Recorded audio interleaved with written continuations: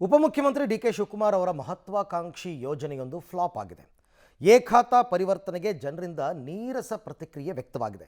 ಕೇಂದ್ರ ನಗರ ಪಾಲಿಕೆಯಲ್ಲಿ ಬರೀ 5 ಅರ್ಜಿ ಮಾತ್ರ ಸಲ್ಲಿಕೆಯಾಗಿದೆ. ಉಳಿದ 4 ಪಾಲಿಕೆಗಳಲ್ಲಿ ಬರೀ 1,500 ಅರ್ಜಿ ಸಲ್ಲಿಕೆಯಾಗಿದೆ. ಯಾವಾಗ ಯೋಜನೆ ಆರಂಭ ಆಯಿತೋ ನಾಮುಂದು ತಾಮುಂದು ಅಂತ ಜನ ಮುಂದಾಗ್ತಾರೆ ಅಂತ ಅಂದ್ಕೊಂಡಿದ್ದು ಈಗ ಜನ ನೀರಸ ಪ್ರತಿಕ್ರಿಯೆಯನ್ನು ವ್ಯಕ್ತಪಡಿಸ್ತಾ ಇದ್ದಾರೆ. ಯಾಕೆ ಅಂತ ನೋಡಿ. B2A ಖಾತಾ ಪರಿವರ್ತನೆ ಯೋಜನೆ ಫ್ಲಾಪ್. ಡಿಕೆಶಿ ಮಹತ್ವಾಕಾಂಕ್ಷಿ ಯೋಜನೆಗೆ ನೋ ರೆಸ್ಪಾನ್ಸ್. ಕೇಂದ್ರ ನಗರ ಪಾಲಿಕೆಯಲ್ಲಿ ಕೇವಲ 5 ಅರ್ಜಿ ಸಲ್ಲಿಕೆ. 7.5 ಲಕ್ಷ ಬಿ ಖಾತಾದಲ್ಲಿ 1,500 ಅರ್ಜಿಗಳು. ಬಿ ಖಾತಾದಾರರಿಗೆ ನಗರಾಭಿವೃದ್ಧಿ ಇಲಾಖೆ ಸುವರ್ಣ ಅವಕಾಶ ಮಾಡಿಕೊಟ್ಟಿದೆ. ಬಿ ಖಾತಾದಿಂದ ಎ ಖಾತಾಗೆ ಪರಿವರ್ತನೆಗೆ ಅವಕಾಶ ನೀಡಿದೆ. 5% ಮಾರ್ಗಸೂಚಿ ದರ ಕಟ್ಟಿ ಎ ಖಾತಾ ಪಡೆಯಬಹುದಾಗಿದೆ. ಆದರೆ ಡಿ.ಕೆ. ಶಿವಕುಮಾರ್ ಅವರ ಮಹತ್ವಾಕಾಂಕ್ಷೆಯ ಎ ಖಾತಾ ಪರಿವರ್ತನೆಗೆ ನೀರಸ ಪ್ರತಿಕ್ರಿಯೆ ಸಿಕ್ತಿದೆ.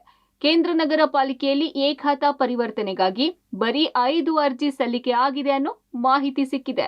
ಇನ್ನು ಕೇಂದ್ರ ನಗರ ಪಾಲಿಕೆ ಹೊರತುಪಡಿಸಿ ಉಳಿದ 4 ಪಾಲಿಕೆಗಳನ್ನ ಒಟ್ಟುಗೂಡಿಸಿಕೊಂಡರೂ ಕೂಡ ಬರೀ 1,500 ಅರ್ಜಿ ಸಲ್ಲಿಕೆ ಆಗಿರೋದು ಬೆಳಕಿಗೆ ಬರ್ತಿದೆ. ಅರ್ಜಿ ಸಲ್ಲಿಕೆಗೆ ಜಾಗೃತಿ ಮೂಡಿಸೋದಕ್ಕೂ ಕೂಡ ಪ್ಲಾನ್ ಮಾಡಲಾಗಿದೆಯಂತೆ. 1,500 ಅದು ಬೇಗನೆ ನಾವು ಇಶ್ಯೂ ಮಾಡಲಿಕ್ಕೆ ಕ್ರಮ ತಗೊಳ್ತೇವೆ.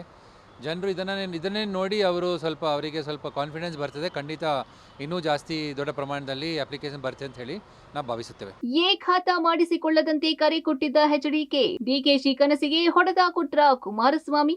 ಇನ್ನು ಈ ಯೋಜನೆ ಬಗ್ಗೆ ಕೇಂದ್ರ ಸಚಿವ ಕುಮಾರಸ್ವಾಮಿ ಟೀಕೆ ಮಾಡಿದ್ರು. ಯಾರು ದುಡ್ಡು ಕೊಟ್ಟು ಎ ಖಾತಾ ಮಾಡಿಸಿಕೊಳ್ಬೇಡಿ, ನಮ್ಮ ಸರ್ಕಾರ ಬರುತ್ತೆ ಅಂತ ಹೇಳಿದ್ರು. ಈ ಹೇಳಿಕೆಯಿಂದ ಹೊಡೆತ ಆಯ್ತಾ ಎಂಬ ಪ್ರಶ್ನೆ ಎದ್ದಿದೆ. ಹಾಗಾಗಿ ಜನ ಅರ್ಜಿ ಸಲ್ಲಿಕೆಗೆ ಮುಂದಾಗ್ಲಿಲ್ವಾ ಅಂತ ಹೇಳಲಾಗ್ತಾ ಇದೆ. ಇನ್ನು ಬೆಂಗಳೂರು 1ಗಳಲ್ಲೂ ಕೂಡ ಅರ್ಜಿ ಸಲ್ಲಿಕೆಗೆ ಅವಕಾಶ ಕೂಡ ಮಾಡಿಲ್ಲ. ಹಾಗಾಗಿ ಈ ಯೋಜನೆಯಿಂದ ಜನ ಯಾಕೆ ಹಿಂದೆ ಸರಿಯುತ್ತಿದ್ದಾರೆ ಅಂತ ತಿಳಿಯಬೇಕಿದೆ. ಒಟ್ಟಾರೆ ಬಿ ಖಾತಾದಿಂದ ಎ ಖಾತಾ ಪರಿವರ್ತನೆಗೆ ಅರ್ಜಿ ಸಲ್ಲಿಕೆ ಕಡಿಮೆಯಾಗಿದೆ. ಯಾವ ಕಾರಣಕ್ಕೆ ಅಂತ ಜಿಬಿಎ ಸತ್ಯ ತಿಳಿಯಬೇಕಿದೆ. ಮುಂದಿನ ದಿನಗಳಲ್ಲಿ ಇದಕ್ಕೆ ಯಾವ ರೀತಿ ಪ್ರತಿಕ್ರಿಯೆ ಸಿಗಲಿದೆ ಅಂತ ಕಾದು ನೋಡಬೇಕಿದೆ. Lokesh Koodagadala, public TV, Bengaluru.